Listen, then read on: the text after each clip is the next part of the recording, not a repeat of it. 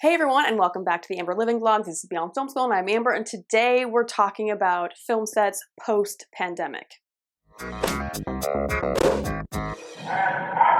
We're just taking a quick break from the AD series. We have one more AD to get to, the additional second AD, and that will complete the series. And after the AD series, we're jumping into all the PA positions. And this one is a little bit different style, and I'm kind of really pretty excited for those videos. Be sure to hit up that PayPal link if you aren't supporting what I do, if you support Beyond Film School. I truly do appreciate those who have already contributed. So regardless of the global situation, I am lucky enough to have my PA class that is in June 28th. That class is filling up, so I will leave the link below if you're interested in taking the PA class. If for any reason I have to change the date, all trainees are going to be notified, but just know that most likely they're always going to be on a Sunday. So check out that link, get the details on my PA class if you want to join me. And if you are new to my channel, please remember to subscribe so you can stay up to date on all the videos I upload. So let's jump into what people are saying about getting back to work on the other side of this pandemic. First, the hearsay is pretty fierce. My circle of friends that work in film, they all have projected certain dates. They're hearing different things from different people. First it was May. Obviously that's not happening because it's now April 24th. We're nowhere near back to opening the cities at all. Then I've heard June, I've heard July, and no, I'm used to not working in May and June because those are the months that the union sets are off for the most part, and I do indie work, I do my side stuff, I do student touring groups and all that stuff. So I'm used to not being on set in May and June, and July is when we get back into production as far as TV shows go. When my friend the other day said September, she threw out the month September. We just totally jumped over August and we jumped to September, and I was like, oh my God. We don't know. We have no idea. People are just throwing out random months. Now people are talking about we're not gonna get in production till 2021. There are a lot of things being said out there. So if you guys are reading your film outlets like Variety or Deadline or Hollywood Reporter, those outlets are kind of giving estimates on when we'll be back in production, but there's no concrete time. No one knows.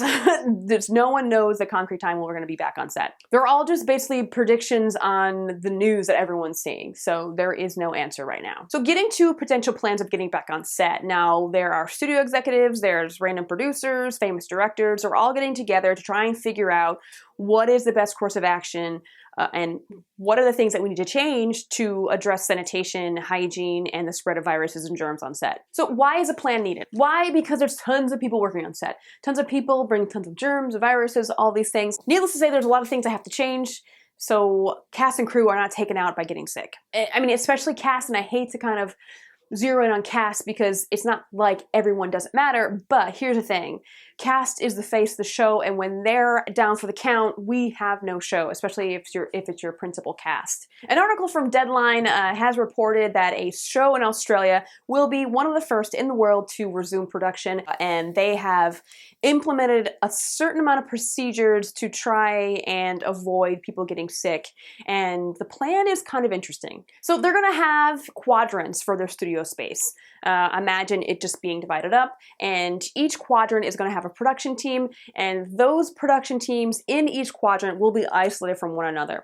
And also they are only allowing 3 actors to cross in between those quadrants. The idea being, quote, if someone gets sick, only the group members who were affected will be suspended and production can continue with the other 2 groups, end quote. They will allow no more than 100 people in any given area at any time. And they're still going to be enforcing the social distancing while on set. They're also going to have a nurse on set to check everyone's temperature as they're entering the studio space. They're going to have no makeup on male actors and no touch-up on female actors. There's going to be no physical interactions between the actors, and they're going to be utilizing camera tricks to make you think that they are touching when they're not. There's going to be no use of background, and the crew will be doubling as background if it's needed. For me, there are some concerning elements with what they're trying to do on that Australian show. The first one that really alarmed me were the no makeup on male actors. Now, I've worked with some actors, some definite stubborn male actors who will not be on camera. They refuse to be on camera if they do not have any makeup on. So I know there are going to be some actors out there who are going to be pissed. Also with the no touch-ups, I find that very interesting. I mean, this completely kind of takes out last looks altogether. Also the quality of the makeup department, it's definitely going to go down. They can't do touch-ups, they can't do makeup on male actors. We're going to see a lot of lacking faces. There's a reason why people wear makeup on camera. I'm wearing makeup right now. If you saw me without makeup on camera, you'd be like, oh my goodness. The elimination of background actors, I mean, say what you want about background actors. Some weird things happen. I've said some weird things about background actors, about the weird situation I've been in dealing with background actors, but they do add a source of atmosphere. They bring people into the story. Taking them out entirely, well, you'll definitely see the quality go down for a project. And also on top of that, doubling crew members for background actors, I think is just, there's a reason why crew members work behind the camera. I know I'm not comfortable doing background work. The last time I was asked to do background work, I completely froze up. So that just makes me wonder a couple of things. Does that mean that crew members are going to be refused work if they don't want to be BG and crew at the same time? Does it mean that they'll get paid extra since they're doing double duty? When you look at the guidelines in this article, and I'll post a link below, you might have a lot of questions on how it's really going to work, but they are going to be implementing these things. I think by the time I post this video, it should be happening that week. So I will definitely be keeping up on what happens with that set.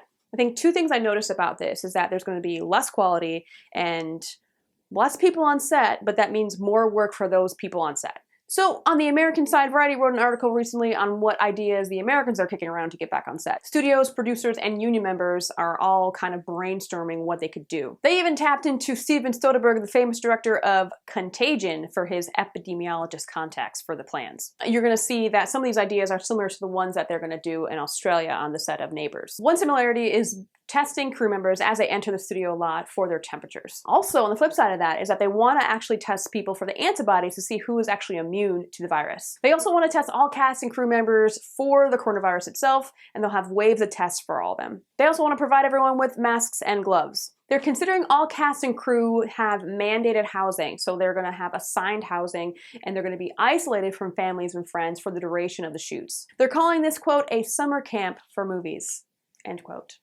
Such a positive spin. So potentially the whole company is not going to be breaking for lunch anymore at the same time. They would have to do their lunch in shifts. They also want to ask certain medical questions to everyone that enters set or studio space to measure the exposure of the virus. They also want to limit the number of takes a director is allowed to have. Good luck with that. They're talking about skeleton crews, making sure there's less people on set. They're also talking about making sure that they could shoot everything at the stage, meaning there's going to be no locations or exterior shots. It's all going to be shot at stages or in studios. These ideas follow the same trends of the procedures that are going to be put in place on the Australia show, which is going to in turn mean less quality for the show that you're watching and less people on set and more work for each person. I mean, there is some good in that. I mean, the testing for the immunity would be great because I would love to know if I was immune to the virus. I would also like to know if I actually had the coronavirus too. So testing for that is actually a really great idea. Now, the mandated assigned housing where you're going to be isolated from your family and friends. Now, I know we work a lot of hours on set, but the fact that a person can't see their spouse, their kids, or their pets, it'll just be just work and sleep, and there's going to be a lot of unhappy people on that set. What the Variety article covers that the other article doesn't is they talk about money. I mean, it's the American way. We got to talk about our bottom line. How is this going to affect us financially? They're talking about how it's going to take longer for movies and shows to be made. They're talking about how much more expensive the insurance premiums are going to be. And they're also talking about the included cost of cleaning and the gloves and masks. All that costs money. They're really taking the negative view, or maybe the realistic view, saying that movies and TV shows, it's going to be very hard to cut a profit in this day and age post-pandemic. Realistically speaking, and I hate really being negative, but when it comes to the bottom line, if they can't figure out how to make a profit, the first thing they're going to do is cut a lot of jobs. With the ideas that we spoke about, though, you already saw that some jobs are going to be taken away. Like if they decide to shoot everything on a studio and they decide to shoot everything on a stage, then the locations department is going to be null and void. Locations people aren't going to have a job. There's going to be less Teamsters available. There's going to be probably a lot of PAs are going to be cut from a production. Each department is going to see a lot of cuts. All those people are going to be affected post-pandemic on film sets if these things are implemented. But that means that each person is going to be crucial and vital to the production, but they're also going to have a massive amount of responsibility, and they're going to be doing things they're not really expecting to do. So with the first article with the Australia show, we're going to see how those things really work for that show, because that's going to be put in place within the next week. As far as what the Americans decide to do on American sets, we have no idea. Nothing's set in stone yet. These are all just brainstormed ideas of what we could possibly do. And all this would be implemented until we actually find a vaccine for the virus. A lot of the representatives for the unions are even saying that they can be lenient, but only until there's a vaccine. Once there's a vaccine, regular production should resume. So there's nothing set in stone here. I don't want this to scare anybody, but the film world is really going to look different when we come back. So that has been the video on film sets post-pandemic, and I'm just trying to put the facts out there. I want to make sure everyone's informed. Thanks for watching this video, and we'll get back to the AD series on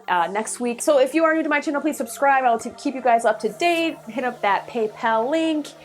Follow me on Facebook. Visit my website. Feel free to email me if you have any questions, comments, concerns. Please comment below. Email me at beyondfilmschool@gmail.com and my website beyondfilmschool.com. And yeah, that is it for now. I shall see you guys next time.